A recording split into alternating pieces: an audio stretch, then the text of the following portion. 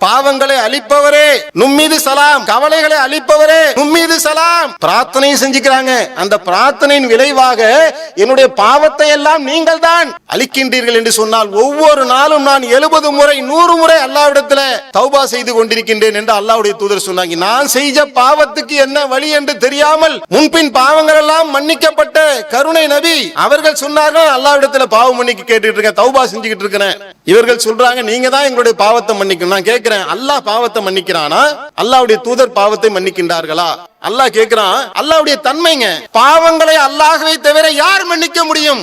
ஒரே இறைவனும் உண்மை இறைவனுமாகிய அல்லாஹ்வை போற்றி புகழ்ந்தவனாக என்னுடைய உரையை ஆரம்பம் செய்கின்றேன். செய்திகளிலே சிறந்தது அல்லாஹ்வுடைய வேதமாகும். வழிகாட்டுதல்களிலே சிறந்தது முஹம்மது நபி ஸல்லல்லாஹு அலைஹி வஸல்லம் அவர்கள் காட்டி தந்த வழிகாட்டுதலாகும். காரியங்களில் மிகவும் தீமையானது புதிதாக உருவாக்கப்பட்ட விதத்துகளாகும். விதத்துகள் ஒவ்வொன்றும் வழிகேடுகளாகும். வழிகேடுகள் ஒவ்வொன்றும் மனிதனை நரகத்தின் பக்கம் கொண்டு சேர்க்கும் என்கின்ற இந்த நபி மொழியை அடிப்படையாக நாம் உள்வாங்கியவர்களாக, நபி வழி நடந்தால் நரகம் இல்லை என்கின்ற தலைப்பு எனக்கு வழங்கப்பட்டு இருக்கின்றது. ஒரு நம்பிக்கை கொண்டிருக்கக்கூடிய ஒரு ஆன்மீகவாதியினுடைய இறுதி இலக்கு என்னவென்று சொன்னால், நரகத்திலிருந்து அவன் பாதுகாக்கப்பட்டு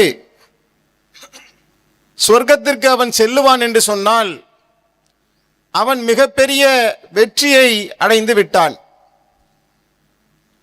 நரகத்திலிருந்து அவன் பாதுகாக்கப்பட வேண்டும் என்று சொன்னால், சொர்க்கத்திற்கு அவன் செல்ல வேண்டும் என்று சொன்னால், அதற்காக அவன் என்ன செய்ய வேண்டும்? அந்த சுவனத்திற்கு எவன் அதிபதியாக இருக்கின்றானோ அதற்கு உரிமையாளனாகிய அல்லாஹ் தான் அதற்குண்டான வழிகாட்டுதலை நமக்கு வழங்க வேண்டும். எனவே தான் அல்லாஹு தஆலா மனிதனை படைத்துவிட்டு அவனுக்கு சிந்திக்கக்கூடிய அறிவை வழங்கியிருந்தாலும், பேசுகின்ற ஆற்றலை, விளக்குகின்ற ஆற்றலை மனிதனுக்கு வழங்கியிருந்தாலும், நேர்வழி காட்டுகின்ற பொறுப்பை ரப்புல் ஆலமீன் தன்னுடைய புறத்திலே வைத்துக் கொண்டார். ஆதம் அலைஹிஸ்ஸலாம் அவர்களை இந்த உலகத்திற்கு அனுப்பும் பொழுது இதை சொல்லித்தான் அல்லாஹ் அனுப்புறான். என்னுடைய புறத்திலே இருந்து நேர்வழி காட்டுதல் வரும், அதை யார் பின்பற்றுகின்றார்களோ அவர்கள் கவலைப்பட மாட்டார்கள், துக்கப்பட மாட்டார்கள் என்கின்ற வாக்குறுதிக்கு ஒப்ப ரப்புல் ஆலமீன் அவனுடைய புறத்திலிருந்து ஆதம் அலைஹிஸ்ஸலாம் முதல் நபிகள் நாயகம் ஸல்லல்லாஹு அலைஹி வஸல்லம் வரை ஏராளமான இறை தூதர்களின் வாயிலாக அவன் தன்னுடைய செய்திகளை நபிமார்களுக்கு கொடுத்து, இறுதி வேதமாக திருக்குர்ஆன் இந்த உலகத்திற்கு அல்லாஹ்வுடைய தூது செய்தியை பறைசாற்றி கொண்டிருக்கின்றது. அப்படி அல்லாஹ்வுடைய புறத்திலிருந்து வந்த தூது செய்தியை நபிகள் நாயகம் ஸல்லல்லாஹு அலைஹி வஸல்லம் அவர்கள் தன்னுடைய 40வது வயதிலே இருந்து 63 வயது வரை ஏறத்தாழ 23 ஆண்டு காலம் அந்த தூது செய்தியை மக்கள் மத்தியில் எடுத்து வைக்கின்றார்கள். தான் எந்த பணிக்காக அனுப்பப்பட்டார்களோ அந்த பணியை சிறப்பான முறையில் வாழ்ந்து அதற்கு முன்னுதாரணமாக திகழ்ந்து நபிகள் நாயகம் ஸல்லல்லாஹு அலைஹி வஸல்லம் அவர்கள் இந்த உலகத்தை விட்டு மரணித்தார்கள். அல்லாஹ் திருக்குர்ஆனிலே 5வது அத்தியாயத்துடைய 3வது வசனத்தில் சொல்லி காட்டுகின்றான், அல் யௌம அக்மல்து லக்கும் தீனக்கும் வ அத்மம்து அலைக்கும் நிஅமதி வ ரலீது லக்கும் இஸ்லாம் தீனா. இந்த மார்க்கத்தை நான் முழுமையானதாக ஆக்கிவிட்டேன், இந்த மார்க்கத்தை பொருந்தி கொண்டதாக ஆக்கிக் கொண்டேன், இஸ்லாமிய மார்க்கத்தை நான் தெளிவு செய்து கொண்டேன் என்று அல்லாஹு தஆலா நமக்கு இந்த வசனத்தின் மூலமாக சொல்லி காட்டுகின்றான். எந்த பணிக்காக நபிகள் நாயகம் ஸல்லல்லாஹு அலைஹி வஸல்லம் அவர்கள் அனுப்பப்பட்டார்களோ அந்த பணியை தெளிவாக முறையாக மக்கள் மன்றத்தில் எடுத்து வைத்ததற்கு கடைசி ஹஜ்ஜத்துல் விதாவிலே மக்களையும் சாட்சியாக ஆக்கி, மக்களே எந்த தூது செய்தியோடு நான் வந்தேனோ அதை உங்களிடத்தில் முழுமையாக எடுத்து சொல்லிவிட்டேனா என்று மக்களிடத்தில் கேள்வி கேட்டு மக்கள் எல்லாம் ஆமாம் என்று சொன்ன பின்னால் அல்லாஹ்வை சாட்சியாக்கி நபிகள் நாயகம் ஸல்லல்லாஹு அலைஹி வஸல்லம் அவர்கள் விடைபெற்று சென்றார்கள் என்பதை நாம பார்க்க முடிகின்றது. அப்ப நமக்கு இந்த சம்பவங்கள் எல்லாம், இந்த வசனங்கள் எல்லாம், இந்த நபிமொழிகள் எல்லாம் நமக்கு என்ன சொல்லுகின்றது என்று சொன்னால், மார்க்கம் என்கின்ற ஒன்று முழுமைப்படுத்தப்பட்டதாக இருக்கின்றது.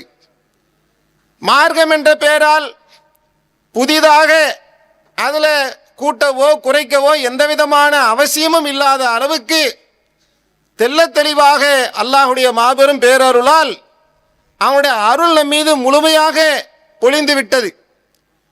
அல்லாஹுடைய தூதர் தான் வந்த வேலையை முழுமையாக நிறைவேற்றிவிட்டும் சென்றிருக்கின்றார்கள் என்று சொன்னால், இனி மார்க்கம் என்ற பெயரால புதிதாக ஒன்றை உருவாக்குவதற்கு எந்த விதமான அவசியமும் இல்லை என்றுதான் நாம் நம்பிக்கை கொண்டிருக்கின்றோம். அல்லாஹ் 59வது அத்தியாயத்தோட 7வது வசனத்தில் சொல்லி காட்டுகின்றான், தூதர் உங்களுக்கு எதை கொடுத்தாரோ அதை எடுத்துக்கொள்ளுங்கள், அவர் உங்களை எதிலிருந்து தடுத்தாரோ அதை விட்டு விலகிக் கொள்ளுங்கள். நம்முடைய வாழ்க்கை, ஒரு முஸ்லிம் ஈமான் கொண்டு விட்டான் என்று சொன்னால் அவனுடைய வாழ்க்கையில எதை செய்ய வேண்டும் எதை செய்யக்கூடாது என்பதை அவனாக சிந்தித்து, அவனாக யோசித்து, அவனாக ஆய்வு செய்து அந்த ரூட்ல அவன் போகவே முடியாது. தூதர் எதை கொடுத்தாரோ அதை வாங்கிக்கணும், எதை விட்டு விலகினாரோ அதை விட்டு விலகிக் கொள்ள வேண்டும் என்று அல்லாஹ் கட்டளையிடுகின்றான். இந்த தூதரிடத்தில் உங்களுக்கு அழகிய முன்மாதிரி இருக்கின்றது. சொன்னார்கள், வாழ்க்கையாக வாழ்ந்தும் காட்டினார்கள். அந்த தூதரை முன்மாதிரியாக நாம் எல்லாம் கொண்டிருக்கின்றோம் என்று சொன்னால், பிறப்பு முதல் இறப்பு வரை ஒரு பேக்கேஜ் மாதிரி.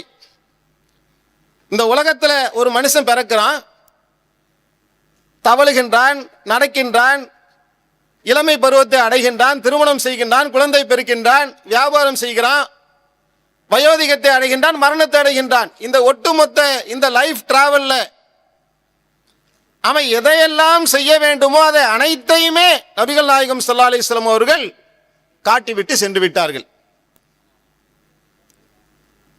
இதை முழுமையாக ஒருவர் உள்வாங்கி இருக்கின்றார் என்று சொன்னால், அது வணக்கமாக இருந்தாலும் சரி, வழிபாடாக வாழ்க்கையாக இருந்தாலும் சரி, வணக்கம் என்ற முறையில் தொழுகை, நோன்பு, சக்காத்து, ஹஜ்ஜி இது மாதிரி இருந்தாலும் சரி, வாழ்க்கை ரீதியாக எப்படி வியாபாரம் செய்யணும், எப்படி கல்யாணம் முடிக்கணும், எப்படி சிறுநீர் கழிக்கணும், எப்படி எச்சி துப்பணும், இந்த மாதிரியான விஷயங்களாக இருந்தாலும் சரி, எல்லாமே A to Z கம்ப்ளீட் பண்ணியாச்சு என்று இஸ்லாமிய மார்க்கம் சொல்லுகின்றது.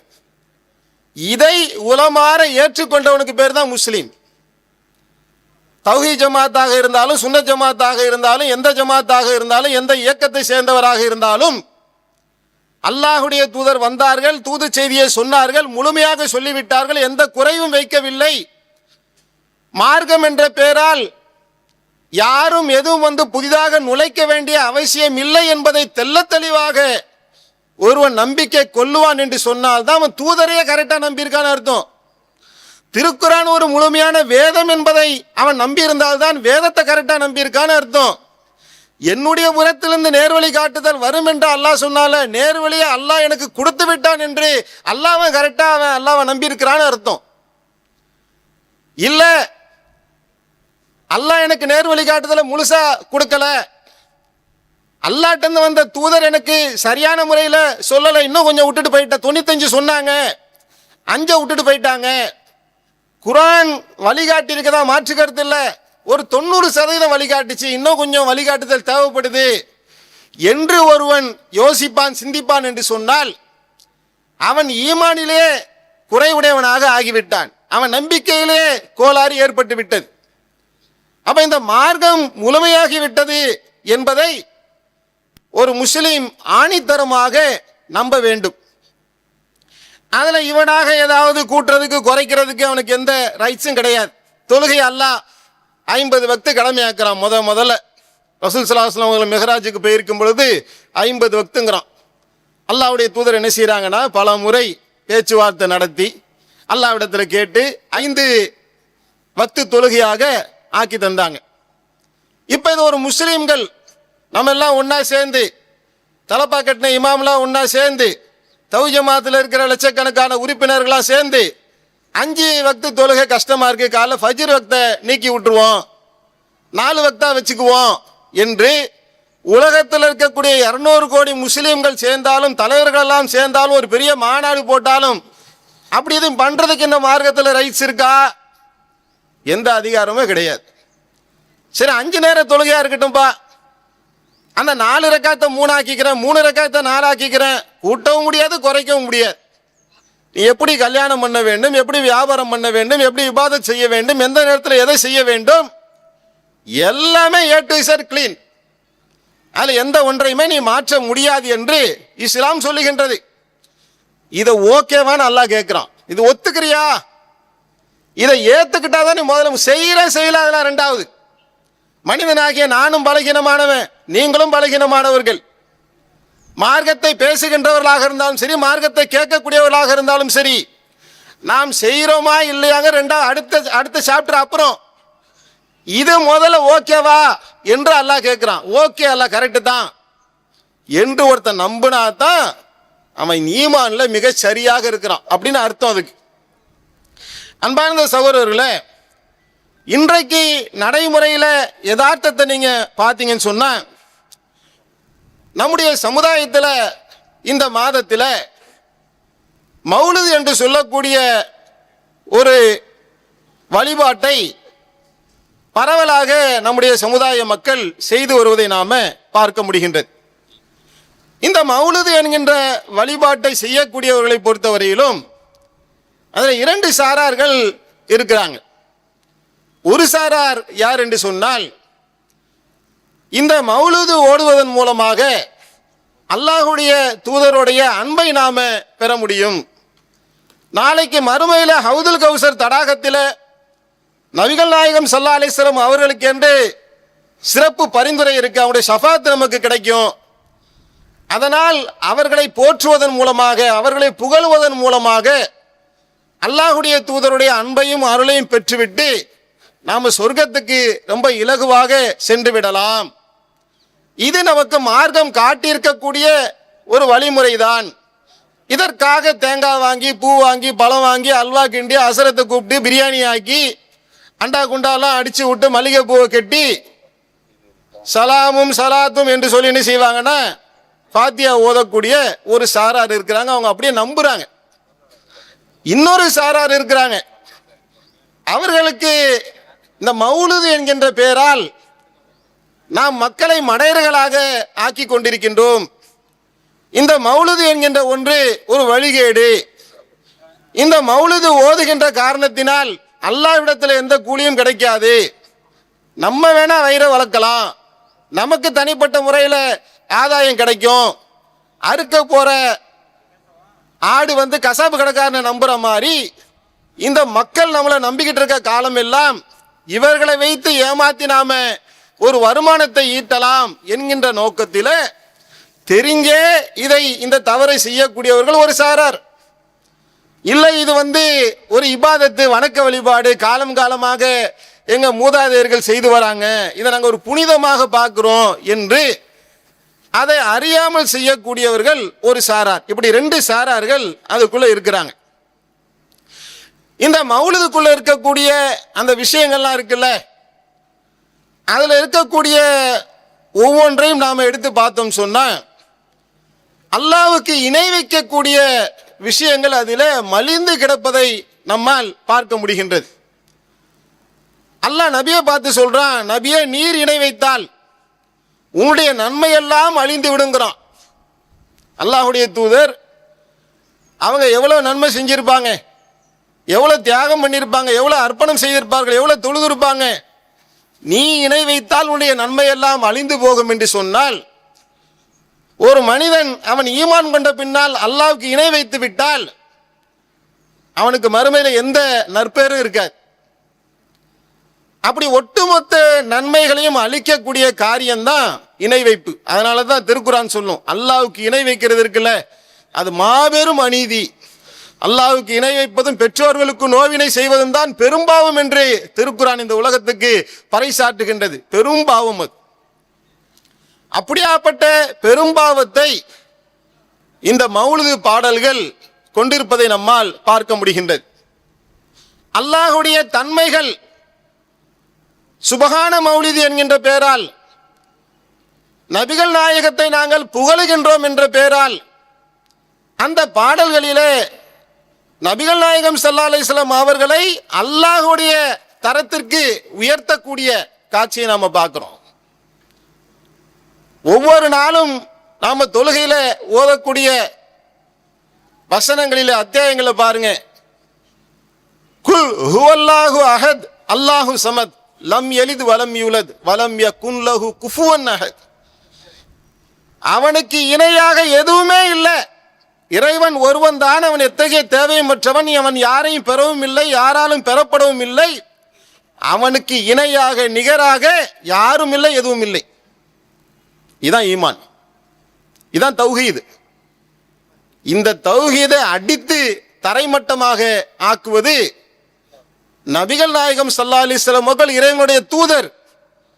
ஆனால் அந்த இறை தூதரை இறைவனுடைய அளவுக்கு நாங்கள் புகழுகின்றோம் என்ற பெயரிலே வரம்பு மீறிய ஒரு காரியத்தை இன்றைக்கு சர்வசாதாரணமாக சமுதாயத்தில் ஒரு சாரார் செய்து வராங்க.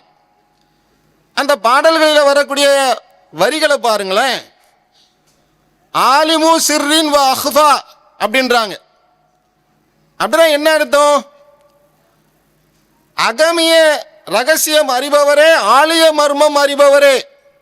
யாரை பார்த்து சொல்றாங்க?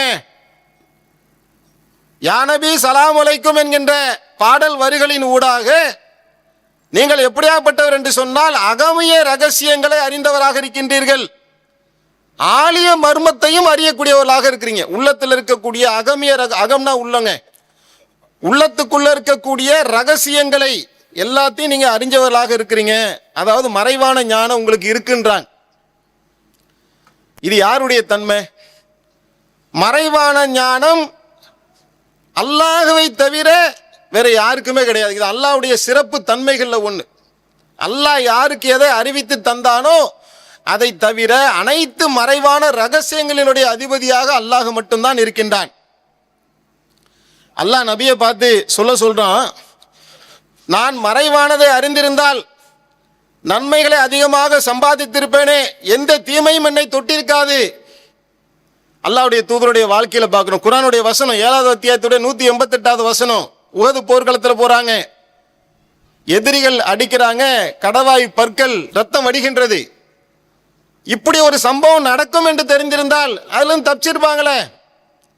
எந்த மறைவான ஒன்றையும் அறியக்கூடியவராக நபிகள் நாயகம் ஸல்லல்லாஹு அலைஹி வஸல்லம் அவர்கள் இருக்கவில்லை என்பதற்கு இது போல ஏராளமான சான்றுகளை பார்க்கலாம். அன்னை ஆயிஷா ரலியல்லாஹு தஆலா அவர்கள் மீது ஒரு அவதூறை சுமத்தி அதனால் 6 மாத காலம் மன உளைச்சலை நபிகள் நாயகம் ஸல்லல்லாஹு அலைஹி வஸல்லம் அவர்கள் அடைந்தார்கள். முன்னாடியே இப்படி ஒரு சம்பவம் நடக்கும் என்று தெரிஞ்சிருந்தா ஆயிஷா ரலியல்லாஹு தஆலா அவர்களை அந்த கூட கூட்டிட்டு போகாம இருந்திருப்பாங்கல்ல. அப்ப மறைவான ஞானத்தை அல்லாஹ்வுடைய தூதர் அறியவில்லை என்பதை நாம பல சம்பவங்களில பார்க்க முடிகின்றது. அதை அவங்களே சொல்றாங்க.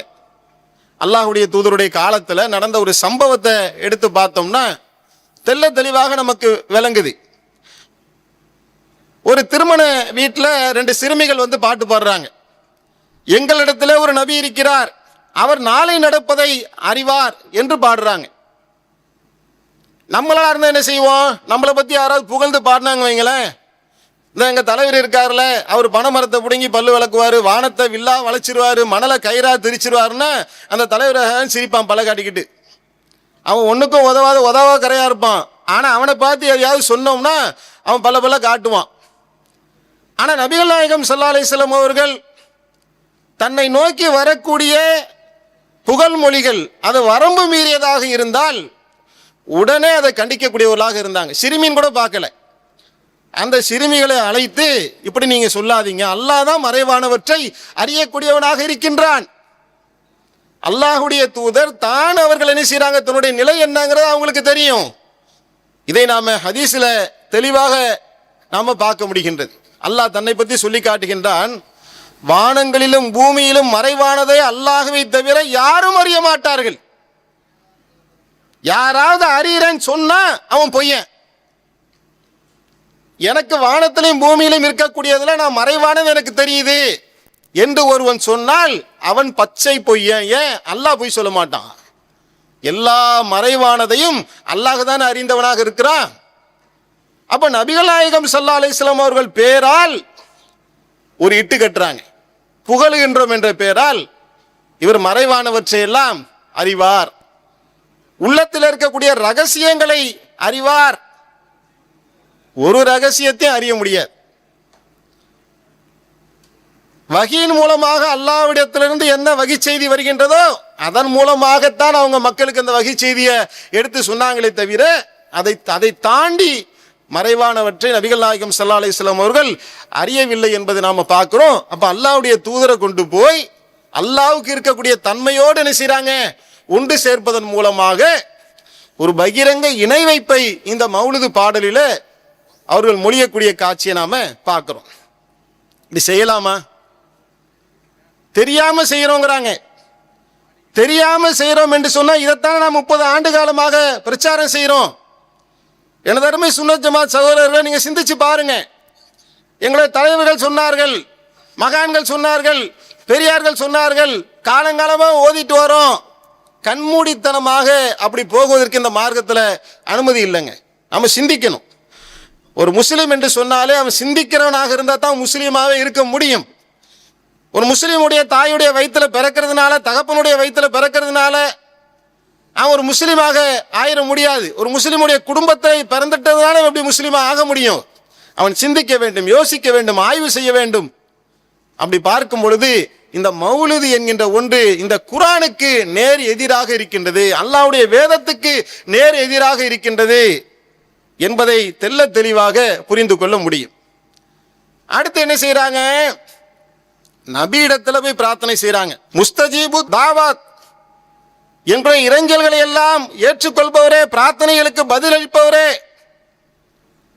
பிரார்த்தனை செஞ்சா அந்த பிரார்த்தனைகளுக்கு பதிலளிக்கக்கூடியவராக நபிகள் நாயகம் இருப்பதாக உங்க பாட்டு போடுறாங்க. பிரார்த்தனை செய்தால் பதிலளிக்கக்கூடிய தன்மை உடையவன் யார்? அல்லாஹ் தானே. அல்லாஹ்க்கு தானே அந்த சிறப்பு இயல்பு இருக்கு. ஒவ்வொரு தொழுகையிலும் இந்த சுன்னத் ஜமாத்தை சேர்ந்த மக்கள் பள்ளிவாசல்ல போய் அல்ஹம்து சூரால என்ன ஓதுறாங்க? நாம என்ன ஓதுறோம்? இய்யாக நஅபுது வ இய்யாக நஸ்தஈன், உன்னையே வணங்குகின்றோம், உன்னிடத்திலே உதவி தேடுகின்றோம். இந்த வார்த்தை ரொம்ப ஷார்ப்பா இருக்குங்க, அழுத்தம் கொடுக்கும். உன்னையே வணங்குகிறேன்னா உன்னை தவிர யாரும் வணங்கலன்னு அர்த்தம். உன்னிடமே உதவி தேடுகின்றன என்றால் உன்னை தவிர வேற யாரிடத்திலும் உதவி தேட மாட்டேன், அந்த அந்தஸ்துல கொண்டு போய் யாரையும் வைக்க மாட்டேன். அப்ப நபிகள் நாயகம் அவர்களிடத்துல நான் பிரார்த்தனை செய்கின்றேன், உதவி தேடுகின்றேன் என்று சொன்னால் அந்த பிரார்த்தனைக்கு அவர் பதிலளிக்கக்கூடியவராகவும் இருக்கின்றார் என்று சொன்னால் இது அல்லாஹ்வுடைய தன்மை இல்லையா? இதை உட்கார்ந்து எங்க ஓதுறாங்க? பள்ளி வாசல்ல உட்கார்ந்து. ஒவ்வொரு ஸ்தலத்துக்கும் ஒரு இயல்பு இருக்குங்க. இந்தந்த இடத்துல இதைத்தான் செய்யணும்ன்ற ஒரு இலக்கணம் இருக்குல்ல. பள்ளிவாசலுக்குன்னு ஒரு இலக்கணம் இருக்கு. அது என்ன தெரியுமா? அல்லாஹ்வுடைய ஆலயத்தில் அல்லாஹ்வை தவிர வேற யாரையுமே அழைக்க கூடாது, பொதுவாகவும் அழைக்க கூடாது. ஒரு முஸ்லீம் அல்லாஹ்வுடைய ஆலயத்தில் அல்லாஹ் மட்டும்தான் அவன் பிரார்த்திக்கணும். அந்த ஆலயத்தில் உட்கார்ந்து கொண்டு இந்த மௌலிதை ஓதுகின்றார்கள்.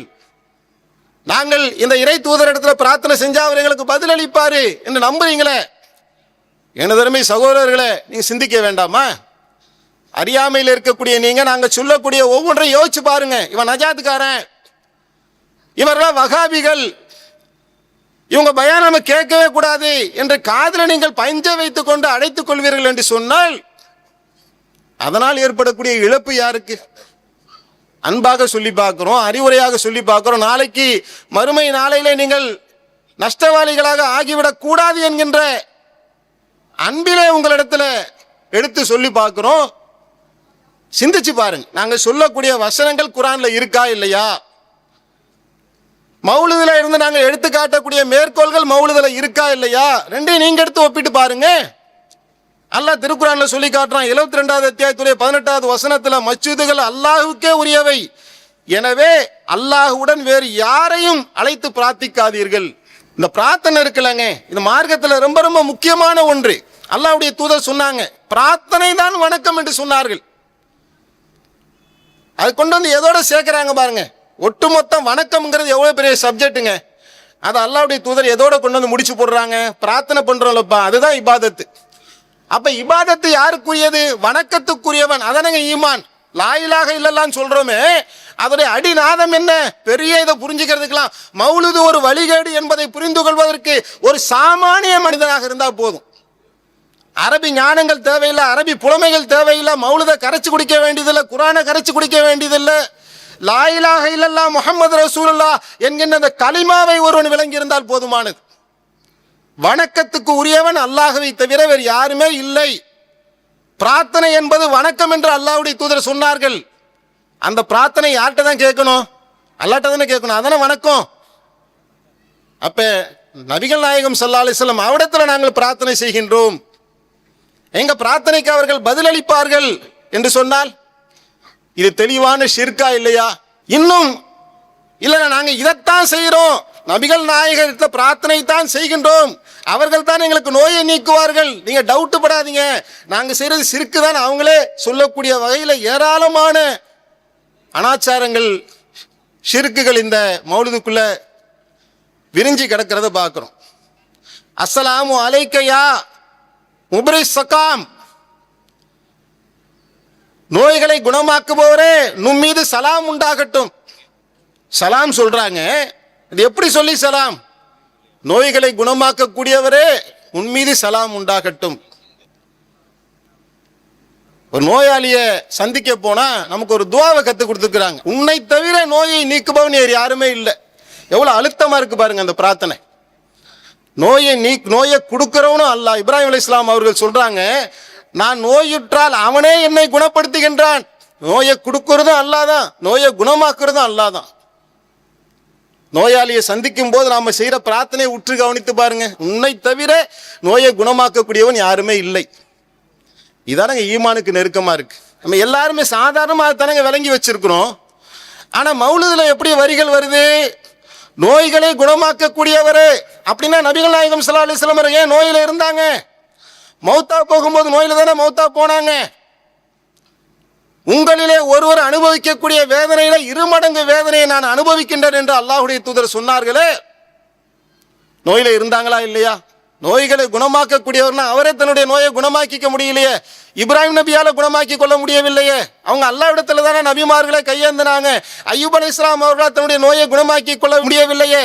அல்லாஹ் அல்லாஹ் என்று அல்லாஹ்விடத்துல கையேந்தி நின்றார்களே நபிமார்களே. அதுதானே நபிமார்களுடைய இயல்பு. நீங்கள் தான் நோயை குணமாக்கக்கூடியவர்கள் என்று சொன்னால் இப்ப அல்லாஹ் நோயை குணமாக்குறானா? நபிகள் நாயகம் ஸல்லல்லாஹு அலைஹி வஸல்லம் அவர்கள் நோயை குணமாக்குகின்றார்களா? எனதருமை சுன்னத் ஜமாத் மக்களே, சிந்திச்சு பாருங்க, யாரை யாரோடு கொண்டு போய் சேர்க்கிறீங்க? அல்லாஹ்வுக்குரிய தர்ஜாவோடு நபிகள் நாயகத்தை சேர்ப்பது பகிரங்கமான ஷிர்க் இல்லையா?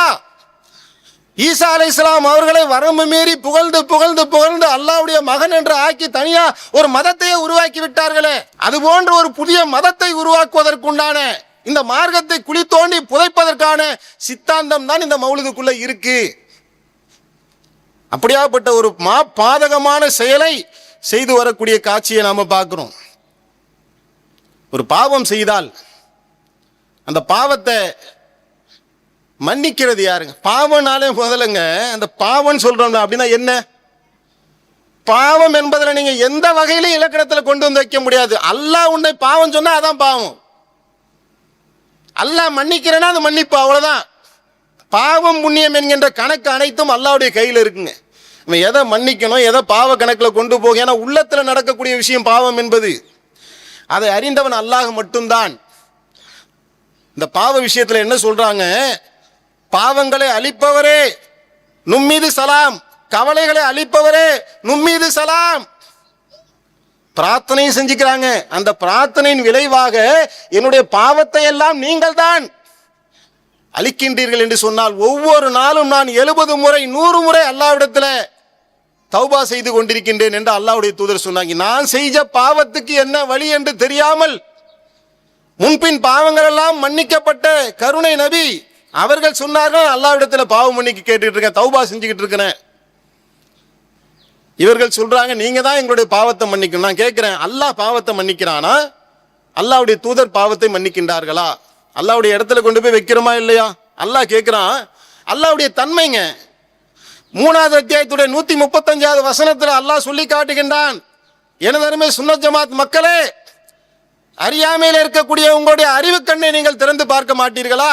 அல்லாஹ் கேட்கிறான், பாவங்களை அல்லாஹ்வை தவிர யார் மன்னிக்க முடியும்? டேய், என்ன தவிர எவன்டா பாவத்தை மன்னிப்பான்னு கேட்கிறான் அல்லாஹ். யார் மன்னிப்பா பாவத்தை? நான் தான் மன்னிக்கணும் பாவத்தை. என்னை விட்டு எவனாவது மன்னிக்க முடியுமா என்று கேட்கிற துணியில் இந்த வசனம் இல்லையா? இல்ல உன்னாலலாம் மன்னிக்க முடியாது, நாங்க என்ன செய்யறோம், இந்த பக்கம் தனியா ஒரு ரூட்டு பைபாஸ் போட்டு இங்க போறோம், முகமது நபி அவர்கள் மன்னிச்சிருவாங்க. பழம், பூரி, அல்வா, பூந்தி, லட்டு, மல்லிகைப்பூ மாலை இதையெல்லாம் போட்டு அஜரத்தை கூட்டு வந்து நான் முன்ன பின்ன செஞ்ச பாவத்தை எல்லாம் நான் அங்க வச்சு என்ன செய்யறேன், சைடில் நான் மன்னிப்பு கேட்டா அவர் என்ன மன்னிச்சிருவார் என்று சொன்னால், மறுமை நாளில் அதிகாரங்கள் யாருடைய கையில இருக்கும்? கதி கலங்கி இருப்பார்கள் எல்லா மனிதர்களுமே. ஒவ்வொரு நபிமார்களும் அந்த தருணத்தில் தன்னுடைய சமுதாயத்துக்காக கவலைப்பட்டுக் கொண்டிருக்கக்கூடிய ஒரு காலகட்டம் அது. அதே நிலைமை என்று சொன்னால் பாவங்களை மன்னிச்சிருவாங்கன்னா எதுல இருந்து இந்த ஆதாரத்தை எடுத்தீங்க? குர்ஆன்ல இருந்து எடுத்தீங்களா? ஹதீஸ்ல இருந்து எடுத்தீங்களா? அல்லாஹ்வுடைய தூதர் சொன்னார்களா? இதுதான் மார்க்கம் என்று ஆகிவிட்ட பின்னால் இதற்கு நேர் எதிரான சித்தாந்தங்களை இந்த மௌலிதின் மூலமாக கொண்டு வந்து சொல்லக்கூடிய காட்சியை பார்க்கிறோம். இதெல்லாம் இணை வைப்பு, பச்சை இணை வைப்புகள். எந்த விதமான காரண காரியத்தையுமே சொல்ல முடியும். இது மாதிரி நூற்றுக்கணக்கான விஷயங்களை எடுத்து அடுக்கலாம். அதே மாதிரி அறிவுக்கே பொருந்தாத அபத்தங்கள், கேலி கிண்டல்கள். யா நபி சலாம் அலைக்கும், யா ரசூல் சலாம் அலைக்கும், யா ஹபீப் சலாம் அலைக்கும் அப்படின்னு பாதிக்கிட்டு இருக்காங்க. இப்போ சலாம் சொல்றான் எப்படி சொல்லுவோம்? நம்ம பையன் வீட்டுக்குள்ளே வரான், அம்மா அஸ்ஸலாமு அலைக்கும்னா அலைக்கும் சலாம் வாடான்னு வீட்டுக்குள்ளே உட்கார வச்சிரும். புர்கா போட்டிருக்க அம்மாவே சலாம் அலைக்கும், வளையல் போட்டிருக்க அம்மாவே சலாம் அலைக்கும், பர்தா போட்ட அம்மாவே சலாம் அலைக்கும், நல்லா அழகாக இருக்கிற அம்மாவே சலாம் அலைக்கும், சாம்பார் காய்ச்சின அம்மாவே சலாம் அலைக்கும். நம்ம என்ன செய்வோம்? தொடப்பு கட்டி எடுத்து அடிப்போம். என்னால் கேலி கிண்டல் பண்ணுறியா? கேட்போமா கேட்க மாட்டோமா? சலாம்ன்றது என்ன? அஸ்ஸலாமு அலைக்கும், வலைக்கும் சலாம், அதான் முனிவாத கண்ணியமாக இருக்கும். இவங்க என்ன செய்கிறாங்கனாக்கா இருக்கிற பேர்கள்லாம் சொல்லி புகழ்கிறாங்களாம். இது புகழ்கிறதா கிண்டல் பண்ணுறதா? கிண்டல் பண்ணுற டைப்பில் இருக்கா இல்லையே தான் மௌலுது. இன்னும் பாருங்க, எப்படி தான் இப்படி முஸ்லீமால் இப்படி யோசிக்க முடியுமா? அப்துல் காதர் ஜெயிலானி பேரால் மௌலுது ஓதுறாங்க, அதில் நிறைய கட்டுக்கதைகள் எழுதி வச்சுக்கிறாங்க. அல்லது அவங்களே என்ன செய்கிறாங்கன்னா செவிவெளி கதைகளாக நிறைய கட்டி விட்டுக்கிறது. அதில் வரக்கூடிய சம்பவத்தை பாருங்க. ஒரு மஜூசினா என்ன? நெருப்பை வணங்கக்கூடியவர்களுக்கு பேர் மஜூசி. அவர் என்ன செய்கிறாருன்னு சொன்னாக்கா மௌலுது ஓதுறார். அவர் இருக்கிறது மஜூசி. அந்த வேலையை அவர் நெருப்பை வணங்கிட்டு இருக்கிறத விட்டுட்டு இப்போ அவர் என்ன செய்கிறாருன்னா மௌலுது ஓதுறாராம். அவர் ஏன் இங்கே வந்து மௌலுது ஓதுனாருன்னு தெரியல, மௌதுன்னு ஓதுனார். இதெல்லாம் கதை நம்ம கேட்டுக்கணும். மௌதுல ஓதி ஒரு கட்டத்தில் மௌத்தா போயிட்டார். வணங்கினது எதை? அல்லாவை வணங்கலை, அல்லாவுடைய தூதர்களை பின்பற்றலை, வணங்கினது நெருப்பத்தான். அப்படித்தான் இந்த கதைகளை கட்டப்பட்டிருக்கு. ஆனால் அவர் மௌலுது ஓதுனாரு. இப்போ அவர் மஜூசியா இருக்கிறதுனால என்ன செய்யறாங்க? அவருடைய பிரேதத்தை எரிக்கிறாங்க. ஆனால் எரியல. எரிச்சு பார்க்குறாங்க, என்னடா அது எரிய மாட்டேங்குது அப்படின்னா என்ன அர்த்தம்? எங்கே கொண்டு வந்து வைக்கிறாங்கன்னா, இந்த நெருப்புல போட்டா எரியாமல் இருந்தது யாரு? இப்ராஹிம் அலைஹிஸ்ஸலாம் தானே. அந்த அளவுக்கு ஒரு பவர் ஏறுது அவருக்கு. நெருப்புல தூக்கி போட்டாலும் அவருடைய பிரேதம் எரியல. ஏன்டா எரியல? ஏன்னா ஒரு மௌலுது ஓதி இருக்காருல்ல, அதை எரியவே மாட்டேங்குதுன்னு சொல்லி ஆற்றுல தூக்கி போட்டாங்க, தண்ணியில் தூக்கி போட்டாங்க. இப்போ அப்துல் காதர் ஜெயிலானி என்ன செய்யறாருன்னா இன்னொருத்தருடைய கனவுல வரார். ஓய், நம்மளால ஒருத்தர் தண்ணியில் மறந்து வராரு, அவர் பாடி எடுத்துன்னு என்ன செஞ்சிரு, அடக்கம் பண்ணிரு. ஏன்னா அவர் மௌலுது ஓதுனவர், அவர் சொர்க்கவாசி. இது கேடு கட்ட கதை இல்லைங்க. இது நெருப்பை வணங்கக்கூடிய ஒருவன் எப்படி சொர்க்கவாசியா இருப்பான்? இது மாதிரி பாருங்க, மொய்தீன் அப்துல் காதர் ஜெயிலானிக்கு நாங்கள் மெருகேற்றுறோம், அவரை ஷைனிங் பண்ணுறோம், அவருக்கு புனிதம் ஏற்றுகின்றோம் என்ற பேரில் ஏராளமான கட்டுக்கதைகள். அதையெல்லாம் கேட்டாக்கா ஈசா அலைஹிஸ்ஸலாம் அவர்களை எப்படி கடவுளுடைய அந்தஸ்துக்கு உயர்த்தினாங்களோ அப்படி உயர்த்துவதற்கான அனைத்து வேலைகளையும் செஞ்சிருக்காங்கன்னு தெரிய வருது. மொய்தீன் அப்துல் காதர் ஜெயிலானி பால் குடிச்சிட்டு இருந்தார் அவங்க அம்மாட்ட ஷக்குடைய நாளில். பேரை தெரிஞ்சிச்சா தெரியலையான்னு பிரச்சனை ஓடிக்கிட்டு இருக்கு. நம்ம ஊர்களில் சில நேரத்தில் நடக்கும்ல. அப்போ அந்த மாதிரி ஒரு கருத்து வேறுபாடு நிலவிட்டு இருக்கும்போது மொய்தீன் அப்துல் காதர் ஜெயிலானுடைய அம்மா வந்து சொன்னாங்களாம், இல்லை இன்னைக்கு வந்து நோன்பு ஸ்டார்ட் ஆயிருச்சு. என்ன எப்படி சொல்கிறீங்க? இல்லை அவர் பால் குடிக்கிறத நிப்பாட்டிட்டாரு. யாரு? குழந்தையா இருக்கும்போது அவர் நோன்பு வைக்க ஆரம்பிச்சிட்டாராம். குழந்தைக்கு நோன்பு கடமை இருக்குதா? ஆனால் அவருக்கு என்ன செய்யுது, சின்ன வயசுலேருந்து அவ்வளோ பேணுதலாக நோன்பு வைக்கக்கூடியவராக அவர் இருந்தாருன்னா சகர் எப்போ வச்சாரு? இப்போ நான் கேள்வி கேட்போமா இல்லையா? நோன்பு வைக்க ஆரம்பிச்சிட்டாருங்க. அப்போ சகர் வைப்பாரா? நோன்பு திறப்பாரா? இது மாதிரிலாம் என்ன செய்யறதுனாக்கா விட்டு அடிக்கிறது, மண்டைக்கு மூளைக்கு சம்பந்தம் இல்லாத விஷயங்களை எடுத்து வைக்கிறது. இதை விட இன்னும் கேட்டீங்கன்னா அவ்வளோ ஒரு கேலி குத்தா இருக்கும். அவங்க மாசமா இருக்கும்போது, இது குழந்தை பெத்தப்புறம் உள்ள விஷயம். மொய்தீன் அப்துல் காரி ஜெயிலானுடைய தாயார் மாசமா இருக்காங்க. அப்போ திருடன் வீட்டுக்குள்ள வந்துடுறான். திருடன் வீட்டுக்குள்ள வந்த உடனே வீடு கலவரம் ஆயிரும்ல. மொய்தீன் அப்துல் காரி ஜெயிலானி உடனே அம்மாவுடைய வயிற்றை பொத்துக்கிட்டு வெளியே வந்துட்டாராம். வந்து திருடன்லாம் அடிச்சு போட்டு திருப்பி வயிற்றுக்குள்ள போய் உட்காந்துக்கிட்டாராம். இப்படி கதைகளை பரப்பி கொண்டிருக்கக்கூடிய காட்சியை நாம பார்க்கிறோம். நபிகள் நாயகம் ஸல்லல்லாஹு அலைஹி வஸல்லம் அவர்கள் மிஹ்ராஜ் போனாங்கல்ல, இது முதல்ல வெளியே வந்தது சொன்னோம், அப்புறம் வயிற்றுல இருந்தது சொன்னோம். ரிவர்ஸ்ல போய் பாருங்களேன். அதுக்கு முன்னாடி எங்க இருக்கிறாரு அவரு?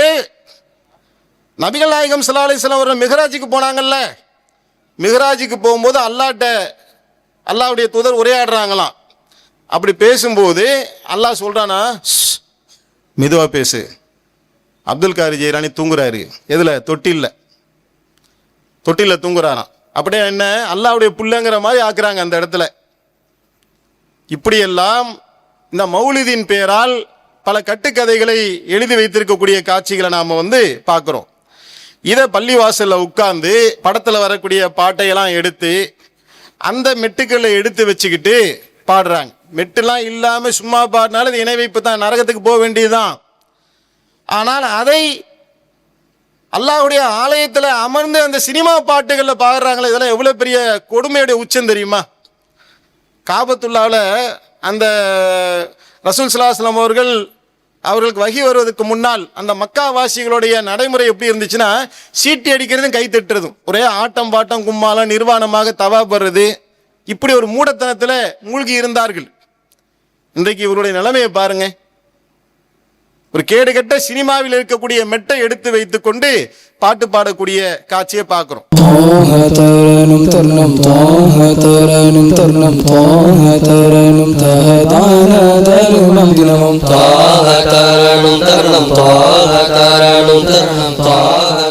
பூக்கள் பூக்கும் தருணம், அந்த பாட்டு.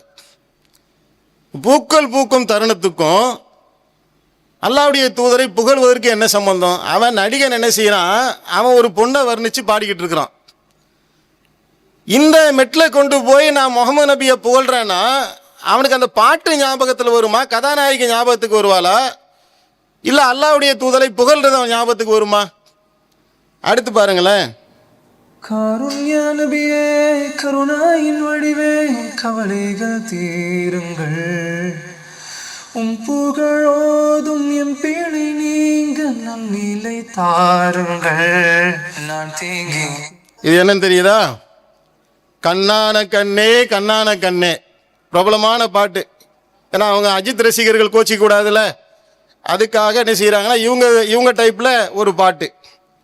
அடுத்து வாரும் நபியே, நீர் வாரும் நபியே,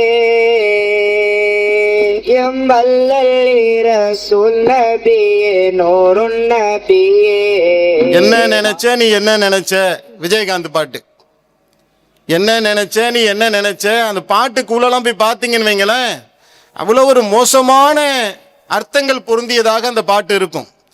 அதை கொண்டு வந்து அல்லாஹ்வுடைய ஆலயத்தில் உட்கார்ந்து பாடக்கூடிய காட்சி. சரி, இதில் வயசானவங்க இருப்பாங்க, கொஞ்சம் ஒரு 10-20 வருஷத்துக்கு முன்னாடி உள்ளவங்க பழைய பாட்டை விரும்புவாங்கல்ல, அவங்க மனசு கோச்சிக்க கூடாதுன்னு சொல்லி அதுக்கு ஒரு பாட்டு பாருங்க.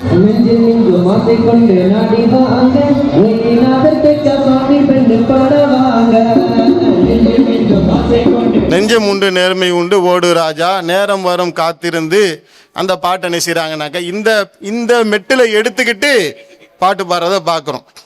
இப்போ இது சம்பந்தமான வாத பிரதிவாதங்கள்லாம் செய்யக்கூடிய காலகட்டத்தில் நம்ம விவாதத்துக்கு அழைக்கிறோம்ல, அவங்க என்ன வாக்குமூலம் தராங்கனாக்கா, பாடல்களை இந்த மாதிரி ஆபாசமான மெட்டுக்கள்ல பாடக்கூடாது அப்படின்றத அவங்களே சொல்றாங்க பாருங்களேன். இதில் அந்த ராகம் போட்டு பாடுவது கேட்பவர்களுக்கு இனிமையாக இருக்க வேண்டும் என்பதற்காக பாடுவது. நம்முடைய மார்க்கத்தில் ராகம் என்பது கூடாது என்பதல்ல. அதே நேரத்தில் சினிமா பாட்டுகளில் கூட நாகரிகமான மெட்டுக்கள் இருக்கிறது, அது பிரச்சனை. குர்ஆன் ஓதுவதே பாத்தீங்கல்ல, அது ஒரு வகையான ராகமா தான் இருக்கு. நபியே யா நபியே யா நபியே நபியே நபியே அல்லாஹ் இது என்ன பாட்டுன்னு தெரியுதா? அன்பே அன்பே கொள்ளாதே. அந்த பாட்டுக்கு உள்ளக்க போய் நீங்க பாத்தீங்க அப்படின்னு சொன்னா அதுல வரக்கூடிய வரிய பாருங்க. அசிங்கமான பொருள்ல பாடுற அந்த மீனிங்ல பாடக்கூடாது. ஏன்னு கேட்டா அந்த மெட்டுல பாடும்போது கேட்பவர்கள் அந்த பாட்டோட நினைவு வந்துடும். சிலைகளை உடைத்த சீமான் நபியா இப்ராஹீமை கொடுமை செய்தார். புவியினை குடைந்து மரங்களை குவித்து பெருங்கொண்ட நெருப்பில் இறக்கி விட்டார். இதெல்லாம் ஒரு சபையில கூட நம்ம சொல்ல முடியாதுங்க. பெண்ணே உனது மெல்லிடை பார்த்தேன் அடடா பிரம்மனும் கஞ்சனடி. இத அல்லாஹ்வுடைய ஆலயத்துல உட்கார்ந்து நீங்க தைரியமா பாடுறீங்களே, எவ்வளவு ஒரு கேடு கெட்ட செயலுங்க இது. அவர்களே சொல்றாங்க ஆபாசமான மெட்டுக்களில பாடக்கூடாது, நல்ல மெட்டுலையும் பாடக்கூடாதுன்றது முன்னாடி சொல்லியாச்சு. ஏன்னா அது மொத்தத்தையுமே அதோடைய கருத்தை இணைவிக்கக்கூடியது. அப்படி சொல்லிட்டு ஆபாசமான மெட்டுக்களிலுமே அல்லாஹ்வுடைய ஆலயத்துல உட்கார்ந்து பாடுறாங்கிறது அல்லாஹ்வுடைய கோபத்துக்குரிய காரியம் இல்லையா? சிந்திச்சு பாருங்க.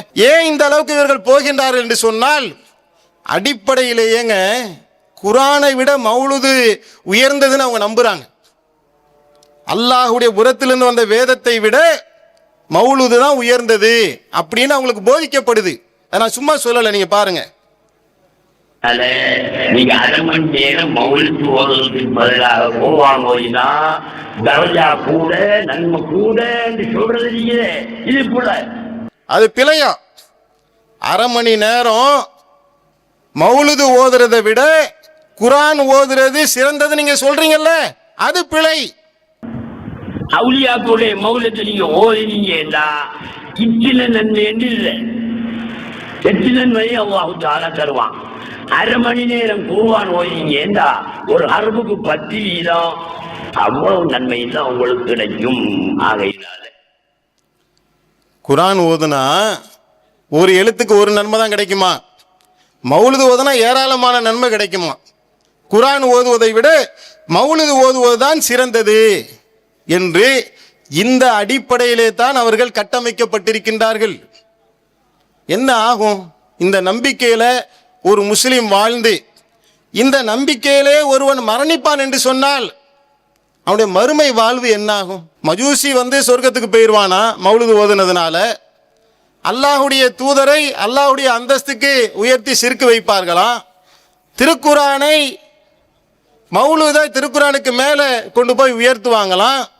அப்ப அந்த நம்பிக்கைகளுடைய அனைத்து கட்டமைப்புகளையும் உடைத்து விட்டு நாங்கள் செய்யக்கூடிய இந்த காரியம் நன்மையானது என்று அவர்களாக யோசித்து சிந்தித்து ஒரு கட்டுக்கதைகளை நம்பிக்கொண்டு இதை செய்கிறாங்கல்ல. நீங்கள் போய் கேட்டீங்கன்னா என்ன சொல்லுவாங்கன்னா, காலங்காலமாக நாங்கள் செஞ்சுட்டு வரோங்க, எல்லாம் சரிதான் பாய், காலங்காலமாக நாங்கள் செஞ்சுட்டு வரோம், நாங்கள் எங்களை நீங்கள் ஒன்றும் தடுக்காதீங்க, இதைத்தான் அதிகபட்சமாக சொல்லுவார்களே ஒழிய வேற என்ன சொல்லுவாங்க? அடுத்த கட்டமாக சொல்லுவாங்க அல்லாஹ்வுடைய தூதரை புகழ்றது தப்பா, புகழ் மாலை சொல்வது தப்பா, வஹாபிகள் அல்லாஹ்வுடைய தூதரை அசிங்கப்படுத்திட்டாங்க, கேவலப்படுத்திட்டாங்க, புகழக்கூடாதுன்னு சொல்லிட்டாங்க, அல்லாஹ் புகழ சொல்றான் இவங்க புகழ மாட்டேன்றாங்க, அல்லாஹ் சலவாத்து சொல்லுமாறு சொல்றாங்கல்ல, சலவாத்து சொல்ல வேணாம் நாங்கள் சொல்றோமா?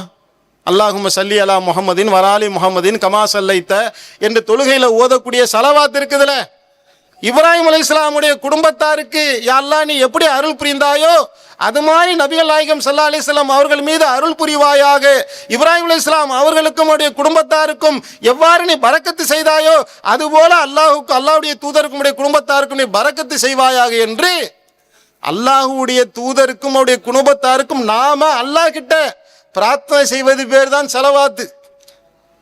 அந்த சலவாத்தை ஓதுமாறு அல்லாஹ் குர்ஆனிலே கட்டளை இடுகின்றான். நபித்தோழர்கள் கேட்குறாங்க, உங்களுக்கு நாங்கள் எப்படி சலாம் சொல்றதுன்னு எங்களுக்கு தெரியுது, எப்படி சலவாத்து சொல்றது என்று கேட்கும்போது அல்லாஹ்வுடைய தூதர் இதைத்தான் கற்றுக் கொடுத்தார்கள். ஈசா மசீகை வரம்பு மீறி புகழ்ந்தது போல என்னை புகழாதீர்கள்.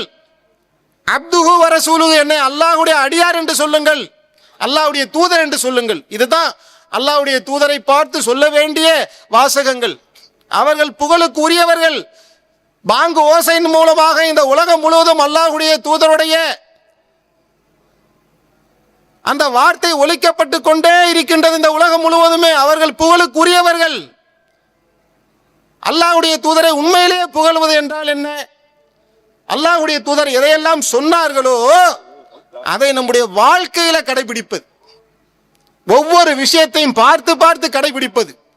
இந்த வந்தே மாதரங்கிற ஒன்றை கொண்டு வந்தான்ல, நான் கேட்கிறேன், இந்த சுன்னத் ஜமாத் ஆலிம்கள், சுன்னத் ஜமாத்தில் இருக்கக்கூடிய இமாம்கள் கொடி வணக்கத்துக்கு தாய் வணக்கம் என்று இதை கொண்டு வரான்ல, தாய் மண்ணே வணக்கம் சொல்றான், கொடியை வணங்குகிறேன்னு சொல்றான், அதுல இணை வைக்கக்கூடிய கடவுளுடைய பெயர்களை எல்லாம் கொண்டு வரான். இதுக்கு எதிராக வாய் திறந்திருக்கிறாங்களா? இல்ல. அவங்க தான் இணை வைப்பை நோக்கி வேகமா போய்கிட்டு இருக்கிறாங்களே, இதை பத்தி என்ன கவலை இருக்கு? அல்லாஹ்வுடைய தூதருடைய சுன்னத்துகளில என்ன அக்கறை இருக்கின்றது? நாட்டில் நடக்கக்கூடிய எவ்வளவோ பிரச்சனைகள் இருக்கின்றது, அந்த பிரச்சனைக்கு முகம் கொடுக்கிறாங்களா? சமுதாய மக்கள் பாதிக்கப்படும் போது களத்தில் நிற்கின்றார்களா? அவர்களுக்காக போராட்டம் ஆர்ப்பாட்டம் நடத்துகின்றார்களா? சமுதாய பிரச்சனைக்காக நபிமார்கள் இறங்கினார்களா இல்லையா? ஒரு சமயம் ஒரு குதிரை ஒரு பெரிய போர் மூலக்கூடிய ஒரு சத்தம் கேட்குது, மக்கள் அச்சப்படுறாங்க. உடனே அல்லாஹ்வுடைய தூதர் என்ன செய்யறாங்க? அந்த கடிவாளம் இல்லாத குதிரையில ஏறி போய் பார்த்துட்டு வந்து மக்களை ஆசுவாசப்படுத்துறாங்க. இது அல்லாஹ்வுடைய தூதருடைய சுன்னத். மக்களுக்கு ஒரு பிரச்சனை என்று சொன்னால் களத்துல முதலாள இறங்குவாங்க. இந்த சுன்னத்தை சுன்னத் ஜமாத் சேர்ந்த இமாம்கள் செய்கின்றார்களா? இல்ல. அதை செஞ்சா அல்லாஹ்வுடைய தூதர் மீது அன்பு இருக்குன்னு அர்த்தம், நேசம் இருக்குன்னு அர்த்தம். அல்லாஹ்வுடைய தூதரை புகழுகின்றேன் என்ற பேரில் இந்த இணை வைக்கக்கூடிய காரியங்களை செய்கின்ற காரணத்தினால் மறுமை வாழ்க்கை பாதிக்கப்பட்டு விடும் என்பதை அன்பான அழைப்பாக நாங்கள் சொல்லிக் கொள்கின்றோம். இதெல்லாம் அறியாத மக்களுக்கு சொல்லிக்கிட்டே இருக்கலாம், அது எங்களுடைய கடமை. ஆனால் அறிந்தே இந்த தவறை செய்யக்கூடிய ஒரு கூட்டத்தார் இருக்கிறாங்கல்ல, அவங்க யாரை வழிகெடுத்தார்களோ அவர்களும் அவர்களுடைய அந்த உபதேசங்களை கேட்டு அதை அப்படியே கேட்டு தான் வழிகெட்டு போனார்களே, அவர்களும் வழிகெடுத்த தலைவர்களும் வழிகெடுக்கப்பட்டவர்களும் நாளைக்கு அல்லாஹ்வுடைய சன்னிதானத்தில் இந்த பாவங்களை சுமக்க வேண்டிய ஒரு சூழல் இருக்கின்றது என்பதை எச்சரிக்கை செய்தவர்களாக இந்த மௌலிது என்று சொல்லக்கூடிய இந்த அனாச்சாரத்தை விட்டு விலகி நபி வழி நடந்து சோனம் செல்லக்கூடிய மக்களாக அல்லாஹ் நம் அனைவரையும் ஆக்கி அருள் புரிவானாக என்று கூறி என்னுடைய உரையை நிறைவு செய்கின்றேன். வாஹிரதுவானா அல்ஹம்துலில்லாஹி ரப்பில் ஆலமீன். அல்லாஹு அக்பர், அல்லாஹு அக்பர்.